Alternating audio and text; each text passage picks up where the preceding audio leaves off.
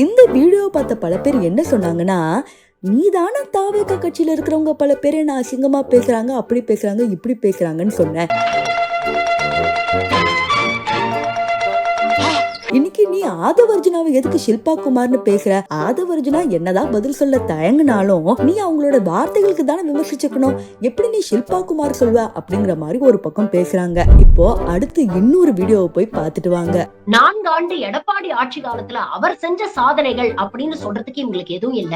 சரி, அவருக்கு முன்னோடியா இருந்த அம்மையார் ஜெயலலிதா செய்த சாதனைகள் அப்படின்னு சொல்றதுக்கும் எதுவும் இல்ல. இந்த வீடியோல கவனிச்சிங்களா? அதிமுக ஆட்சியில அம்மா எதுவுமே செய்யல அப்படிங்கிற இந்த வேர்டை எப்படி அவங்களால வாய் கூசாம பொய் சொல்ல முடியுது அப்படிங்கிறது தெரியல. அதிமுக ஆட்சியில தான் அம்மா உணவகம், ஃப்ரீ லேப்டாப்ஸ் எவ்வளவோ வந்துச்சு.